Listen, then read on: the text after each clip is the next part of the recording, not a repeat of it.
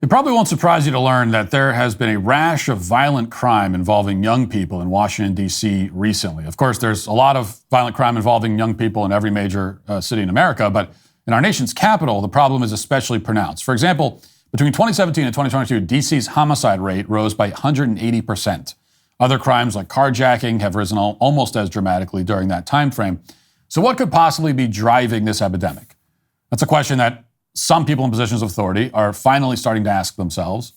On a national level, the Democrat Party still hasn't noticed the crime, the mayhem, the murder plaguing our cities. But on the ground in these communities, even the most oblivious political leaders have been forced to at least admit that there is a problem. But what is the cause of the problem? Well, a recent report from some kind of agency that makes reports about this stuff claims to have the answer. Reading from WTOP in D.C., quote, music videos and inflammatory social media posts have been a driver of shootings in the nation's capital in recent years, according to a report released this week by the Criminal Justice Coordinating Council, an independent agency in D.C. that identifies local public safety challenges. Researchers spoke with street outreach workers, violence interrupters, and more than 70 police officers in D.C. who were selected for their particular knowledge and expertise of gun violence. Among those who were interviewed, there was nearly unanimous agreement on the primary driver of gun violence. There's a deadly mix of group, crew, gang members making music videos taunting or disrespecting their rivals that are posted on social media, and those videos spark or further inflame neighborhood conflicts that escalate into shootings, according to the report. While the music videos were identified as the primary issues, other comments and pictures posted on social media by group members also lead to shooting. Additional leading causes of shootings include drug sales, drug use, robberies, personal disputes such as fighting over a young woman, and the increased availability of firearms, the report found. The article then goes on to mention that out of the nearly 1,000 shootings, both homicides and non-fatal shootings in D.C. in 2021 and 2022, almost all of the victims and suspects were black, male, and under the age of 35, which is not breaking news to anyone who's paid any kind of attention. The violent crime problem everywhere in the country, from coast to coast, is driven in a vastly disproportionate way by young black males. Now, are music videos and social media posts to blame? That's one theory. A reporter from DC's Fox affiliate offers some other ideas to explain specifically why juveniles are increasingly committing these crimes. Watch. Tonight, new insight into the crime crisis involving young people in the district. There has been an alarming increase in the number of teens involved in shootings and homicides in D.C. But our Katie Barlow reports there is much more to this story. She's live in Northwest for us tonight. Katie. Well, Kenneth, although there has been an extraordinary increase in juvenile involvement in both shootings and homicides, juveniles still constitute a small portion of overall shootings in the district. That's according to a new report from the Criminal Justice Coordinating Council. But the report also notes that over a quarter of suspects arrested for non-fatal shootings are kids, and that number has gone up. We think a lot of things need to change. We think, for example, that we need to have greater prosecution of juveniles. We have seen our kids become more violent at younger ages and have less accountability.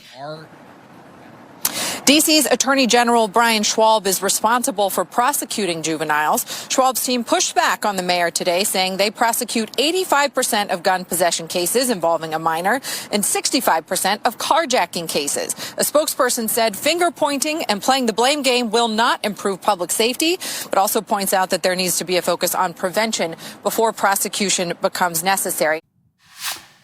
Finger pointing and playing the blame game won't help, says the Attorney General, but actually, of course, it will. In fact, the first step in solving any problem is to figure out who or what is to blame for it. The blame game is a critical part of the problem-solving process, and usually you can identify the parties to blame because they're the ones saying we shouldn't blame anyone. You know, it's like the people that are out there say, no, let's not play the blame game. Well, those are always the people to blame, no matter what the situation is. It's perhaps not a surprise that the blame game is the least fun for the people who are actually to blame for the problem. And in this case, the Attorney General's office defends themselves against the charge that they aren't prosecuting criminal minors by pointing out that they do prosecute 85% of gun possession cases and 65% of carjackings. Now, I don't think I've ever seen someone so thoroughly incriminate themselves in an effort to exonerate themselves. Only 65% of carjackings involving minors are prosecuted. That's not even the number of convictions or jail sentences passed down. Those are just prosecutions. That's to say nothing of the lenient sentences and plea agreements that are often given. Recall, for example, those two teenage girls who carjacked an Uber Eats driver in D.C. and killed him in the process. And they were prosecuted, and the prosecution resulted in a sentence that will have them back out on the street when they turn 21. And that sort of thing happens a lot. But even by the Attorney General's own admission, and remember, this is a statistic that he offered in defense of himself, 35% of carjackings by minors aren't prosecuted at all. 35% of carjackings. It's not even like just vehicle theft, which is also bad. The actual carjacking, where someone's in the car and you drag them out or point a gun at them and take the car. Do you know what that number should be? Like the number of carjackings that are not prosecuted? You know what percentage of carjackings should be completely ignored by prosecutors? 0%. Anything above 0% is a scandal. 35% is a farce.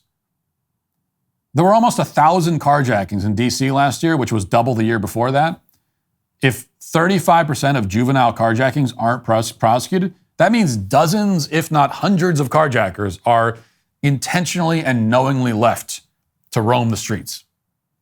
And that's a number that the authorities in the nation's capital are proud of. They're saying, see, we're tough on crime. We only let a third of our carjackers go without even a slap on the wrist. We're experiencing a lot of global instability as we plunge into the new year. North Korea is testing missiles. Iran continues to increase its aggression. Oh, and by the way, we have a presidential election coming up in November. How do you protect your family in the midst of all this chaos? A great place to start is by protecting your savings. It's not too late to invest in gold with Birch Gold Group today. Unlike many other investments, gold can act as a safe haven investment during turbulent times by providing a hedge against inflation and economic uncertainty. Birch Gold will help you convert your existing IRA or 401k into a tax-sheltered IRA in gold. It won't cost you a penny out of pocket. While diversification does not eliminate risk entirely, Birch Gold's experts can help you manage and reduce, providing a more resilient foundation for your financial well-being. I urge you to talk to one of their trusted experts today. Just text Walsh to 989898 and Birch Gold will send you a free info kit on gold with an A+ rating with the Better Business Bureau, countless 5-star reviews, and thousands of happy customers. I encourage you to check out Birch Gold today. They've been the exclusive gold company of the Daily Wire for the past 7 years. You can trust them, and I trust them as well. Text Walsh to 989898 to claim your free info kit today. That's Walsh to 989898. Secure your savings now. So is this the reason why so many kids in D.C. and across the country are becoming violent criminals? Yeah, it's part of the reason. The fewer negative consequences there are for a certain behavior, the more of that certain behavior you will get. This is a basic fact of human psychology. Any parent knows this to be true. If a child doesn't suffer any negative consequences for bad behavior, he will continue behaving badly. And if the bad behavior is really, really, really bad, like carjacking, then you're going to get a lot of really, really bad behavior and worse. What about social media and rap videos? Again, yes, no question. All that plays a part. No reasonable person can deny that. As for rap videos, it's not just that the kids are making their own videos and making fun of their rival gangs and all that kind of stuff.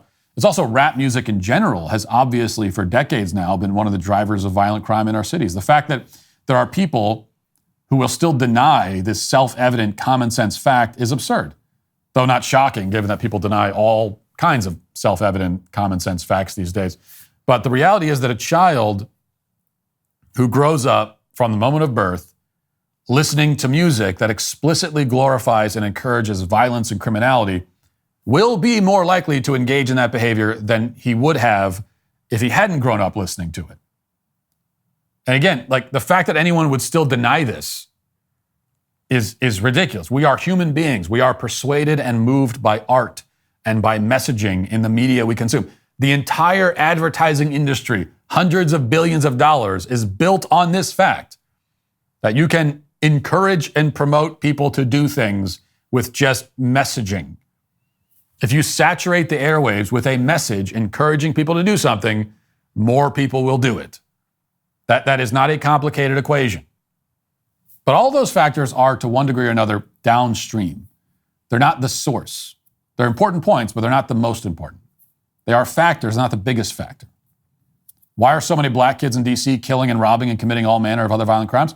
Well, before we talk about social media or music videos or even the criminal justice system, we have to talk about the fact that almost all those kids are growing up in homes without fathers. Nearly 80% of black babies in D.C. are born to unwed mothers, which is 10% higher than the already sky-high unwed birth rate for black people nationwide. 80%, which leaves, and you've heard this figure before, but think about what it means for a second. We usually don't trace this all the way down. So that leaves 20% of black kids with a father in the home when they're born.